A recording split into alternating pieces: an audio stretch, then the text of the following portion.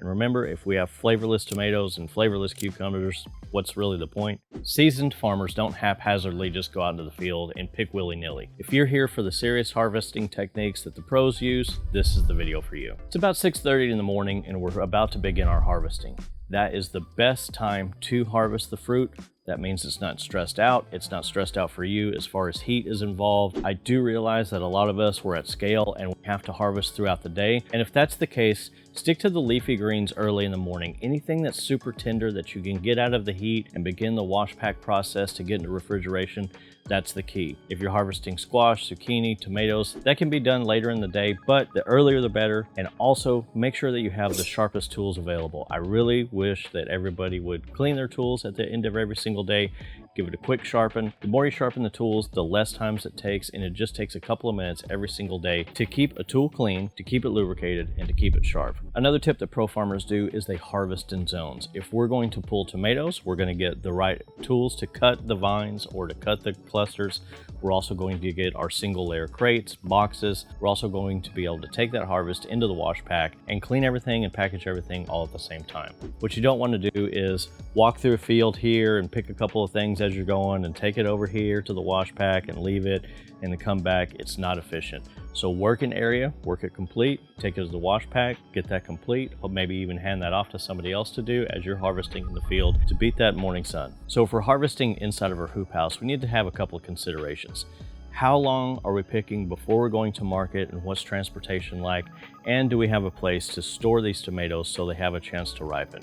Some of you may like to ripen on the vine and pull either the day of or the day before to take to the market, so it's at peak freshness, ripe on the vine, and we're cutting clusters and things like that. Other folks, you may have so many tomato plants that you're going to have to pick throughout the week and have different stages of ripening off at a second location. These practices ensure that you have the freshest fruit available with the most flavor. And remember, if we have flavorless tomatoes and flavorless cucumbers, what's really the point? So make sure that you're doing that, and as you're picking, handle super gently. I like a single layer of fruit inside of whatever basket or crate that you happen to have. And if that's cardboard, whether that's a plastic crate, get enough of them so you don't have to run out and jam and squeeze them into place. You're going to wind up splitting your fruits. When it comes to harvesting lettuce, a lettuce knife is great because you can peel back the roots and give it one clean cut at the bottom. And then you can take the heads to sell either as a head crop and then break them up inside a wash pack for a spring mix. The other thing about harvesting lettuce is it has to be cooled immediately. So if you look past this lettuce, the very next building over is the wash pack. As soon as this is cut, it goes immediately into the bubble bath, immediately into drying, packaging, and then into the walk-in cooler. As you're going throughout the harvest, try not to let the leaves get too big. The bigger the leaf, the less flavor, the tougher it gets, the more bitter it gets. Try to constantly be harvesting those young leaves for the best flavor and texture. When it comes time to harvesting your field crops like squash, zucchini, okra, snips are probably going to be your best bet. Now, it's important to, if you're hand picking, is to twist the plants off, not to pull them off. That's going to disturb the plant itself, the root zone. It's going to just, you're shaking the plant. So just gently squeeze that off. If you go to the grocery store, you have this nice consistency of plants, and that's what people like.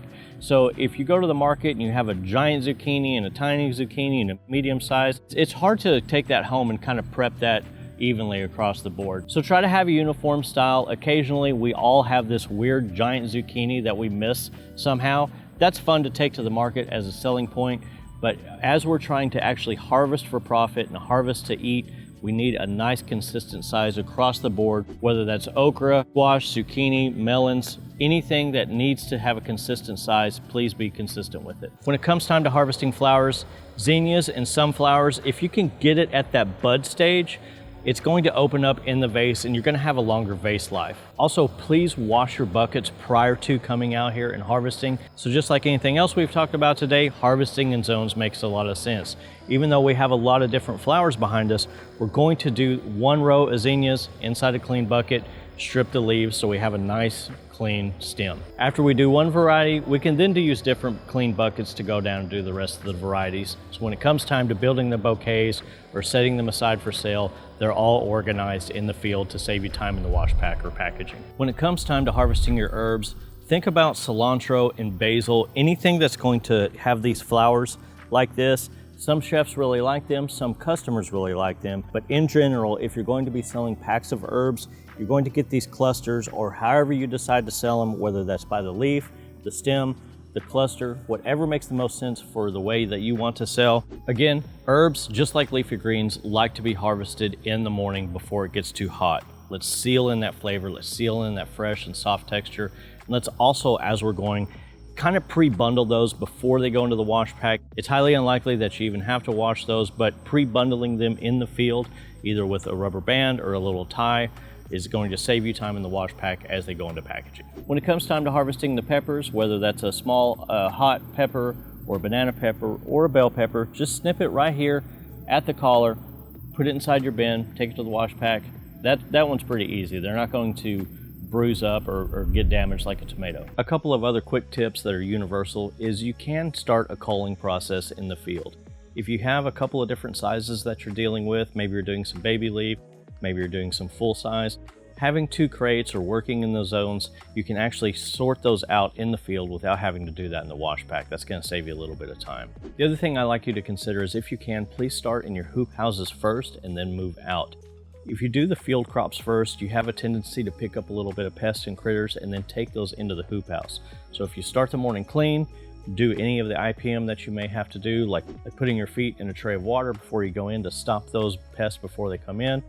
Then you can work outside in the field where those pests are anyway, and you're not taking them inside of your hoop house. So when it comes time to harvest, remember, the earlier you can start, the better. If you have a headlamp, that might be a good investment to get now. Harvest those leafy greens first and move in succession all the way up to your most hardy of vegetables, likely the melons, the squash, the zucchini out in the field. Try not to go into the field, into the hoop house. Start in the hoop house and go out. And then save your indoor microgreens for very last, because that's your reward for going inside when you're nice and hot, that you get to do that, hopefully in a little bit of air conditioning. So if you have any harvesting tips that we missed, or if you like a specific tool or a specific way of doing that, please share that with the farmers below so they can learn. And while you're learning, hit that subscribe button so we can catch you on the next video, and we'll see you next time.